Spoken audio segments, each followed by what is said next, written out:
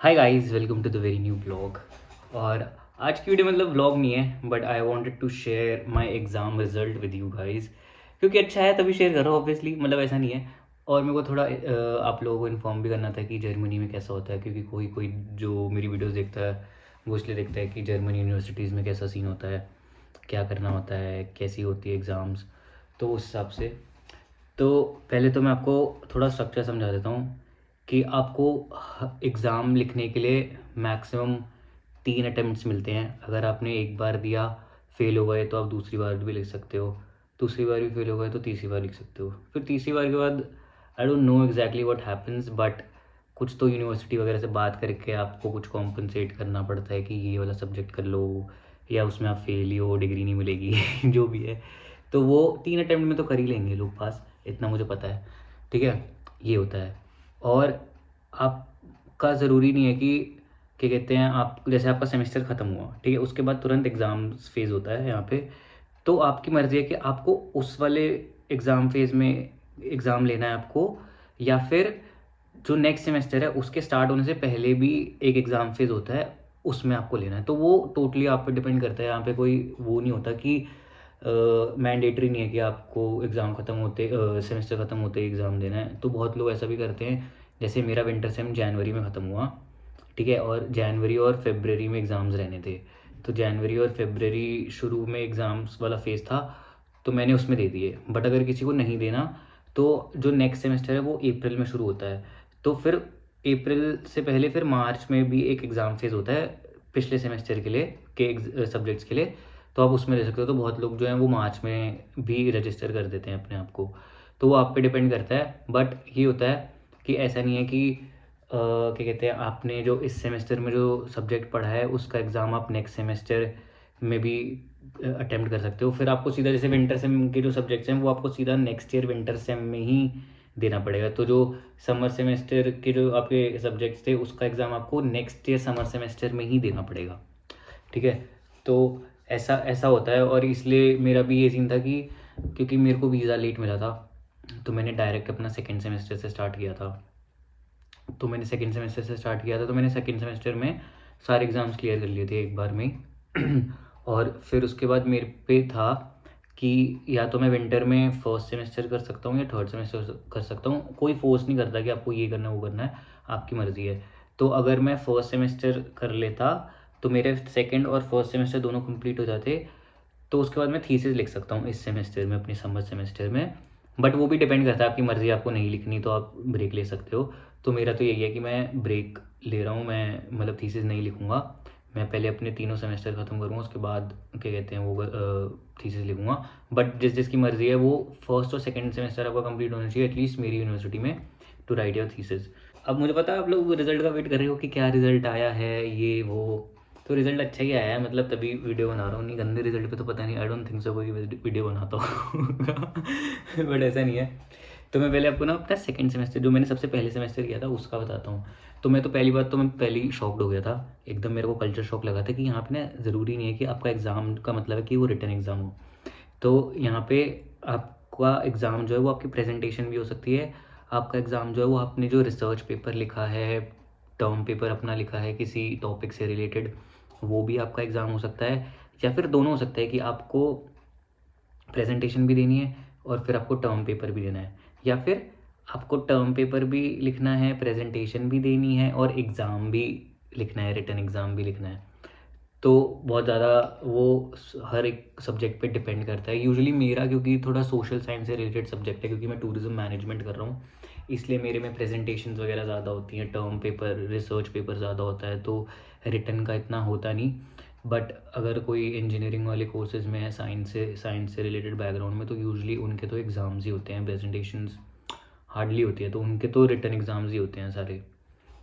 और क्या कहते हैं, और यहाँ पे ये भी होता है, जैसे आपका जो भी प्रैक्टिकल सब्जेक्ट हुआ ना, जैसे मेरा एक सब्जेक्ट था मैनेजमेंट अकाउंटिंग। तो उसमें यहाँ पे ऐसा नहीं है, जैसे इंडिया में ना वो करना होता है कि आपको सारे फॉर्मूलेज याद होने चाहिए, आपको पता होना चाहिए, डेबिट वेबिट ये सब। यहाँ पे आपको आपके एग्ज़ाम के लिए आपको जो भी इम्पोर्टेंट है, जो भी लिटरली जो भी इम्पोर्टेंट है, आपकी मर्ज़ी, आप कुछ भी लिख के जाओ। वो आप को अलाउड होता है, आप एक शीट लेके जा सकते हो, उसके आगे A4 साइज़ की, उसके आगे पीछे आपको जो लिखना है लिखो, उनको फ़र्क नहीं पड़ता ना, वो चेक करेंगे कभी। तो उस पे आप अपना हेल्पफुल नोट्स वगैरह लेके जा सकते हो और उससे आप जो है एग्ज़ाम के वक्त हेल्प ले सकते हो कि अच्छा इसमें ऐसे होता है वैसे होता है। तो साइंस वाले सब्जेक्ट्स में तो जो भी जैसे अली वगैरह जो भी देते हैं, तो उसमें तो 2-3 एग्ज़ाम्स में लेके गया था वो, क्योंकि उसका सब्जेक्ट्स वैसे थे। तो मैं भी लेके गया था अपने क्या कहते हैं अकाउंट्स वाले उसमें। हाँ नहीं, पहले मैं आपको सेकंड सेमेस्टर का रिज़ल्ट बताता हूँ, क्योंकि वो मैंने पहले किया था। तो थिंग इज़ कि मेरा पहला सब्जेक्ट 6 सब्जेक्ट्स थे मेरे दोनों सेमेस्टर में, मैंने और सारे 6 लिए। आपकी मर्ज़ी है, ये भी है कि आपकी मर्ज़ी है कि आपको कितने सब्जेक्ट्स के एग्ज़ाम लेने हैं। तो मैंने तो 6 के 6 लिए थे, कुछ लोगों ने सिर्फ 2 लिए, कुछ लोगों ने 3 लिए, कुछ लोगों ने सिर्फ 4 लिए। तो ऐसा वो डिपेंड करता है टोटली। यहाँ पे ना बर्डन नहीं है भाई पढ़ाई, एकदम बेहतरीन सीन है और कोई आपको जज नहीं करता एकदम, क्योंकि सबको पता है कि बच्चे काम वाम भी कर रहे हैं और सबकी अपनी कोई प्रायोरिटीज़ होती हैं, उनको इतना प्रेशर नहीं लेना। तो ऐसा नहीं है कि सब साथ में सब्जेक्ट्स लेते हैं। बहुत लोग जो हैं वो जैसे अभी 3 सब्जेक्ट्स कर लिए इस सेमेस्टर में, फिर अगले विंटर सेमेस्टर में वो 3 सब्जेक्ट्स ले लेंगे और थर्ड सेमेस्टर में से 2 या 1 सब्जेक्ट ले लेंगे, फिर उसके अगले विंटर सेमेस्टर में उस तीसरे सेमेस्टर में से जो भी सब्जेक्ट बचे होंगे वो ले लेंगे। ऐसे कर लेते हैं बहुत लोग, तो ऐसा होता है। तो मेरे को एग्जैक्टली सब्जेक्ट्स नहीं याद। मेरा एक सब्जेक्ट था डेस्टिनेशन डेवलपमेंट, ठीक है। उसमें मेरे को सेकंड सेमेस्टर की बात कर रहा हूँ, जो मैंने पिछले सेमेस्टर में दिया था डेस्टिनेशन डेवलपमेंट। उसमें मेरे को जो है प्रेजेंटेशन देनी थी पेयर में, तो मैंने एरिक के साथ दी थी प्रेजेंटेशन। 1 घंटे की प्रेजेंटेशन थी और मेरे को टर्म पेपर भी सबमिट करना था 5-6 पेजेस का। तो उसमें मेरे आए थे 2.3, ठीक है। तो और यहाँ पे जर्मनी में ऐसा होता है, आपको ग्रेड्स मिलते हैं 1 से लेके 5 के बीच में, 1 being the highest, 5 being the lowest. 5 means you are failed, 4 के अबव जो भी होता है वो फेल्ड होता है। जैसे 1, 1.3, 1.5, 1.7, देन 2 सीधा, फिर 2, 2.3, 2.5 ऐसे चलता रहता है। और 4 तक अगर आपके 4 तक आए तो आप पास दो, 4 के बाद आपके जो भी आए 4 से 5 के बीच में आप फेल हो, ठीक है। फिर एक था इनोवेशन एंड एंटरप्रेन्योरशिप से रिलेटेड, उसमें कोई एग्ज़ाम नहीं था हमारा। पिछले सेमेस्टर तो मेरा एक्चुअली कोई भी एग्ज़ाम नहीं था रिटन वाला। तो उसमें हमें एक बिज़नेस बिल्ड करना था पूरे ग्रुप को साथ में। तो हमने उसके लिए एक AI पॉडकास्ट बनाया था। वो पॉडकास्ट हम इसलिए बना रहे हैं ताकि हम उसे बेच सकें स्पॉटिफाई वगैरह पे, जिसको भी ख़रीदना है वो ख़रीद के सुन सकता है। तो वो एक ऑडियो पॉडकास्ट था वो पूरा, बट उसके लिए पूरा सब कुछ लगा था, बहुत सारी चीज़ें। तो वो पूरा प्रॉपर ग्रुप टास्क था हमारा और उसमें मेरे आए थे 2, आई गेस उसमें मेरे 2 आए थे या 2.3 आए थे। मैं देख के चेक करके यहाँ पे सारे ना वो मार्क्स डाल दूँगा ठीक है। 2 या 2.3 थे, इतने मेरे को याद है। फिर एक था सस्टेनेबिलिटी मैनेजमेंट। उसमें मेरी 2 प्रेजेंटेशन थी। एक बिल्कुल शुरू में सेमेस्टर के 15 दिन के अंदर ही प्रेजेंटेशन देनी पड़ गई थी, जो मेरी पहली प्रेजेंटेशन थी। और उसमें इंडिविजुअली उस प्रेजेंटेशन में को 2.7 मिले थे, तो मैं बहुत हर्ट हो गया था। But the thing is here कि you have to eventually adapt to the culture. तो ऐसे डिसहार्टन मत होना कोई अगर यहाँ पे आ रहा है और पहले सेमेस्टर में उसके मार्क्स अच्छे नहीं आ रहे। वैसे तो 2.3, 2.7 भी ठीक अच्छे मार्क्स हैं, ऐसे ख़राब नहीं है। एनीथिंग अबव 3 लोग सोचते हैं कि ख़राब है, बट 3 के ऊपर जो भी हैं वो सही होते हैं मार्क्स। तो मैं थोड़ा डिसहार्टन हो गया था शुरू में, but eventually adapted to the culture. और यहाँ का एग्ज़ाम का सीन जैसा भी है, जैसे प्रेजेंटेशन उनको चाहिए होती है, क्योंकि इंडिया में ज़्यादातर प्रेजेंटेशन हमने कभी करी नहीं, तो पता नहीं होता कि शुरू में कैसे करना है सब कुछ। फिर इवेंचुअली यू लर्न, तुम दूसरों को देखते हो, दूसरे जर्मन स्टूडेंट्स को देखते हो, तो तुम्हें समझ आता है कि कैसे करना है ये सब। तो उसमें भी मेरे 2 थे। उसमें मेरे को एक प्रेजेंटेशन देनी थी, फिर एक एंड में एक प्रेजेंटेशन देनी थी। और जो एंड में जो प्रेजेंटेशन देनी थी मेरे को, उस टॉपिक से रिलेटेड भी मेरे को टर्म पेपर सबमिट करना था 8-9 पेज का, मेरे को जहाँ तक याद है। हाँ, 8-9 पेज का टर्म पेपर सबमिट करना था। तो उसका टोटल करके मेरा एवरेज जो है वो 2.3 या 2 निकला था, इतना मेरे को याद है, ठीक है। ये 2-3 सब्जेक्ट्स हो गए ना। फिर एक था पर्सपेक्टिव से रिलेटेड, कुछ तो था, कोऑपरेशन एंड पर्सपेक्टिव इन कुछ तो था ऐसा करके, ठीक है, सब्जेक्ट। उसमें प्रेजेंटेशन थी आधे घंटे की, 30 मिनट की प्रेजेंटेशन थी, और उसमें कोई भी एक ऐसे डेवलपिंग डेस्टिनेशन चूज़ करनी है या कोई एरिया चूज़ करना है, और फिर आपको 3 ईयर प्लान बनाने की, how would you improve tourism here और यहाँ की इकोनॉमी टूरिज़्म के थ्रू, तो आप क्या क्या बिल्ड करोगे, तो पूरा प्रॉपर एक 3 ईयर प्लान। और वो ऐसा था कि आपका प्रपोजल है कि if someone wants to invest in your plan या फिर बिजनेस, तो वाई शुड दे, तो हमें एक तरह से वो प्रपोजल देना था 30 मिनट के अंदर 3 ईयर प्लान में। तो उसमें भी मेरे 2.3 आए थे मेरे सब में ऑलमोस्ट 2.3 ही आए थे। फिर एक केस स्टडी सब्जेक्ट था। केस स्टडी वाला सब्जेक्ट सबसे मस्त सा था, क्योंकि उसमें कोई रिसर्च पेपर नहीं, कोई प्रेजेंटेशन नहीं, कोई एग्ज़ाम नहीं। वो बहुत कूल से टीचर थे, प्रोफेसर सॉरी। तो उन्होंने हमें बोला कि तुम पॉडकास्ट करोगे। तो हमने पॉडकास्ट किया था पूरा। तो हमने 2 पॉडकास्ट रिकॉर्ड किए थे। एक तो बहुत ही जनरल था, वो प्रोफेसर के साथ था, और एक उससे पहले जो किया था वो 3 लोगों के साथ किया था हमने, जो ग्रुप में था हमारा। उसमें मेरे 1.7 आए थे, ठीक है।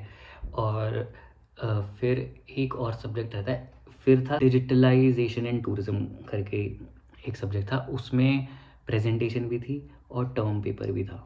टर्म पेपर 15 पेज का लिखना था, 15 पेज का टर्म पेपर। और I had no idea how to write, क्योंकि इंडिया में कुछ लिखा ही नहीं भाई कभी, ये सब तो पता नहीं था। तो टर्म पेपर लिखा था, और मैंने टॉपिक चूज़ किया था इन्फ्लुएंसर मार्केटिंग से रिलेटेड कुछ, और उसी पे प्रेजेंटेशन भी देनी थी। जो भी आपने टर्म पेपर में लिखा है उससे रिलेटेड आपको प्रेजेंटेशन देनी है। तो उसमें भी मेरे 2.3 आए थे ठीक है। तो ये था मेरा पहला एक्सपीरियंस, पहले सेमेस्टर का एक्सपीरियंस था। वो सेकेंड सेमेस्टर, बट मेरे लिए वो पहला सेमेस्टर था मेरा।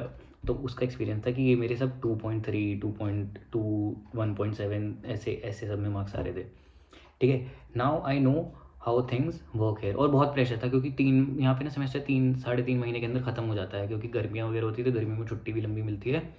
और ऐसे सब कुछ क्रंच एकदम, कि सारे एग्ज़ाम, सारी प्रेजेंटेशन आसपास क्लैश कर रही हैं, ये वो, तो आपको टाइम भी कम मिलता है। तो आपको बहुत जल्दी जल्दी ये सब करना होता है। ऐसा नहीं कि बहुत सारा टाइम है कि प्रेजेंटेशन एक 10 दिन बाद है, एक अभी है, सब एक हफ्ते के अंदर, 2 हफ्ते के अंदर सारी प्रेजेंटेशंस, टर्म पेपर सब कुछ हो गया था हमारा, ठीक है। फिर मैं इंडिया चला गया था वापस। फिर मैं वापस आया, तो मैंने फर्स्ट सेमेस्टर चूज़ किया कि मैं फर्स्ट सेमेस्टर करूँगा, क्योंकि if I wanted to write my thesis now I can write it. और मैंने अभी भी सारे के 6 सब्जेक्ट्स लिखे अपने एग्ज़ाम्स, ठीक है। तो मैंने सब 6 सब्जेक्ट्स के लिए रजिस्टर किया था, और इसमें मार्क्स सुन के आप हिल जाओगे। तो पहला सब्जेक्ट था, पहले मैं गंदे से शुरू करता हूँ, क्योंकि एक में ही मेरे गंदे आए हैं, वो कुछ ज़्यादा ही गंदे हैं, सबसे गंदे सेकंड सेमेस्टर को ले मिला के भी, सबको मिला के सबसे गंदे इसमें है साइंटिफिक राइटिंग। इसमें मेरे को क्या कहते हैं, रिसर्च प्रपोजल लिखना था, ठीक है। तो ये भी मैंने कुछ, क्योंकि मैं इन्फ्लुएंसर मार्केटिंग से रिलेटेड ही कर रहा था, तो मैंने सोचा इसी पे लिखते हैं। तो वो उसमें मुझसे ना कुछ गलतियाँ हो गई, क्योंकि यहाँ पे ना एक तो प्लेगरिज्म अलाउड नहीं है बिल्कुल भी। आप चैट जीपीटी यूज़ कर सकते हो, बट योर सोर्सेज, यहाँ पे आप जो भी, हर एक रेफरेंस, आप जो भी बोल रहे हो उसका रेफरेंस होना चाहिए आपके पास। तो ऐसा नहीं कि मेड अप चैट जीपीटी से बना के, बहुत लोगों ने करा था, तो उनको फेल भी कर दिया था, इतना मुझे पता है। तो ये सब अलाउड नहीं है। तो आपका पूरा खुद का दिमाग होना चाहिए, इवन दो आप you are reading others papers, तो आपको लिखना अपने अपने दिमाग से है, समझ के, और पैराफ्रेज करना है हर चीज़।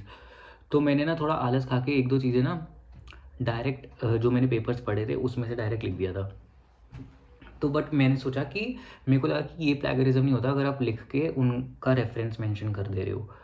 तो मैंने रेफरेंस मेंशन कर दिया था, बट मैंने ना एक दो नहीं, मतलब 4-5 सेंटेंसेस थे, स्टेटमेंट्स थी, जो मैंने सेम लिख दी थी बिल्कुल, बट मैंने रेफरेंस ऐड कर दिया। तो मेरे को लगा this is not plagiarism. Plagiarism होता है कि आप बना रहे हो कि आपने बोला है ये सब। तो बट मेरे को फिर इवेंचुअली वो जो बाद में डेट मिली, तो मेरे को पता चला कि क्योंकि मैंने अपॉइंटमेंट रखी थी कि क्यों गलत है, किस लिए गलत है, ये वो। तो उसमें मेरा 30-35% थोड़ा प्लेगरिज्म आ गया इस चक्कर में खाली। तो आगे से ध्यान रखना। और मेरे को भी पता चल गया, क्योंकि मैं थीसिस में ये चीज़ करता तो मेरे को फेल करते थे है ना। तो क्या कहते हैं, तो आगे से पता रहेगा, अच्छी बात है, इसमें कमाए। तो इसमें मेरे आए 3.7, आई वॉज जस्ट पास्ट। तो मैं काफ़ी थोड़ा, मेरे को बुरा लग गया था, क्योंकि मैंने सोचा था कि मेरे को आराम से 1 से लेके 1.5 के बीच में मिलेंगे, इतना अच्छा पेपर लिखा है मैंने, ये वो। बट इसमें थोड़ा ख़राब हो गया, बट ठीक है, still it was a learning for me, तो मैं इसे बुरा नहीं मानता आगे के लिए पता चल गया कैसे करना है, ठीक है। अब इसके बाद सब मक्खन है। फिर उसके बाद था करंट टॉपिक्स इन टूरिज्म था मेरा एक सब्जेक्ट, उसमें हमें प्रेजेंटेशन देनी थी, वो भी ग्रुप में देनी थी। तो मैंने दी थी डार्क टूरिज्म पे दी थी मैंने प्रेजेंटेशन अपने पार्टनर के साथ। तो उसमें मेरे आए थे, और उसमें हमें 45 मिनट्स की प्रेजेंटेशन देनी थी। तो उसमें मेरे आए थे 1.7। ठीक है, अच्छे हैं अच्छे हैं। अब आप सुनते जाओ, सबसे अच्छे वाले आखिरी में बताऊँगा। फिर उसके बाद 1.7 है। फिर था मैनेजमेंट अकाउंटिंग, जिसमें हमें एग्ज़ाम लिखना था और नोट्स लेके गए थे हम सब कुछ। उसमें सबकी फटी हुई थी, क्योंकि पिछले सेमेस्टर में हमने सुना था कि बाकी जितने भी दिए थे उसमें से 50% लोग फेल हुए थे, क्योंकि मैनेजमेंट अकाउंटिंग सबको नहीं समझ आती, और इंडिया से और यहाँ के पढ़ाने में बहुत डिफरेंट है। इवन दो टॉपिक जैसे कैश फ्लो ही था, कैश फ्लो मैंने इंडिया में भी पढ़ा हुआ है, और ब्रेक इवन पॉइंट वगैरह ये सब था, बट स्टिल यहाँ का पढ़ाने का तरीका अलग है, और यहाँ पे अप्रोच अलग तरीके से करते हैं इन क्वेश्चंस को, तो बहुत थोड़ा दिमाग घूम गया था कि ऐसे कैसे करना है।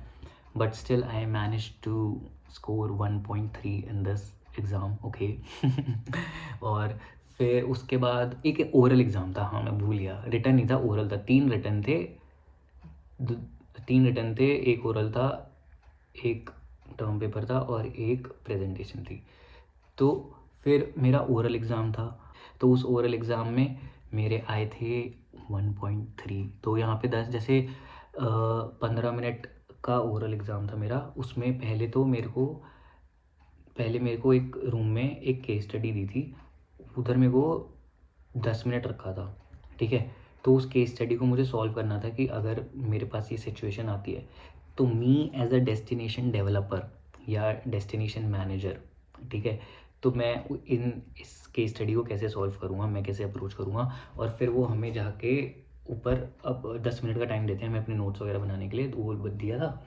और फिर ऊपर जाके हमें जो भी क्या कहते हैं इन्विजिलेटर है और एग्जामिनर है, उसके साथ क्या कहते हैं वो क्वेश्चंस पूछेगा, उससे रिलेटेड उसके हमें आंसर देने, उससे रिलेटेड फिर बाकी भी जो भी पूरे कोर्स में हमें पढ़ाया गया उससे रिलेटेड क्वेश्चंस पूछेंगे। बट ऐसा नहीं कि कुछ रटा हुआ नहीं पूछते कि ये फिक्स चीज़ है कि इसकी डेफिनेशन पूछ लेंगे। यूजुअली यहाँ पे बहुत प्रैक्टिकल अप्रोच है कि how do you see things from your perspective, और कैसे अप्रोच किया जाएगा, तो वो होता है। तो उसमें भी मेरे अच्छे आ गए थे, वो उसी वक्त उसका रिजल्ट तो मेरे को उसी वक्त पता चल गया था, 1.3 में मेरे को बता दिया था। फिर था एक था इंटरकल्चरल मैनेजमेंट की, क्योंकि टूरिज्म में कल्चर्स आप देखते हो इतने सारे, तो आपको, और होटल वगैरह में कोई काम कर रहा है तो आप इतने लोगों से मिलते हो, बहुत सारे लोग अलग अलग कल्चर से, बैकग्राउंड से लोग से आप बात करते हो, काम करते हो, या गेस्ट भी अलग अलग कल्चर से होते हैं। तो how do you tackle some situations, या how do you manage these interactions, ठीक है। तो ये था, इसका रिटर्न एग्ज़ाम था, 2 घंटे का रिटर्न एग्ज़ाम था। और इसमें भी ऐसे कुछ भी आपसे ना कुछ भी एकदम रट्टे वाला नहीं पूछेंगे कि व्हाट इज़ कल्चर की इसकी डेफिनेशन बताओ, या what is inter cultural management इसकी डेफिनेशन बताओ।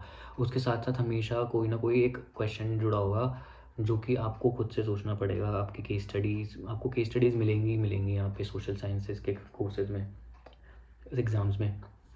तो उसमें भी मेरे 1.3 आए, ठीक है। सब में 1.3 1.3 1.3। फिर एक रहता है, ठीक है। तो ये था qualitative and quantitative research methods. इसमें हमें सिखाते हैं, क्योंकि इवेंचुअली हमें थीसिस लिखनी है, तो थीसिस लिखने के लिए you should know these things, कि आप इवेंचुअली रिसर्च कैसे करोगे, किस टाइप की रिसर्च होती है, how do you actually execute these research, कैसे रिजल्ट्स निकालते हो, कैसे एनालाइज करते हो अपनी डेटा को, ये सब हमें सिखाते हैं इसमें। तो इसका रिटर्न एग्ज़ाम था। तो रिटर्न एग्ज़ाम में भी 30 मार्क्स की, तो 120 मार्क्स का एग्ज़ाम्स होते हैं सारे रिटर्न, हमारे यहाँ पे तो मेरे सब्जेक्ट्स में तो 120 मार्क्स के थे। 120 में से 30 मार्क्स का तो केस स्टडी था। केस स्टडी दिया हुआ था कि अम्यूज़मेंट पार्क है, ठीक है, आपको रिसर्च करनी है, what is working, what is not working, आपको आगे कौन सी न्यू राइड्स इंस्टॉल करनी चाहिए इस अम्यूज़मेंट पार्क में, और क्या इम्प्रूव करना चाहिए, क्या कम करना चाहिए। इसके लिए आपको पूरी 3 साल की रिसर्च करनी है। How how would you do it, what would be your approach. तो पूरा 3 साल का एक्सप्लेन करना था, 30 मार्क्स का।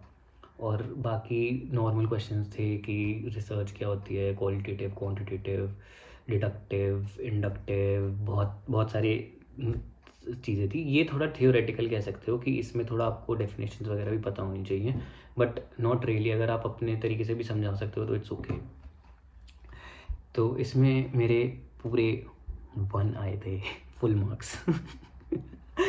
फुल मार्क्स आए थे इसमें मेरे।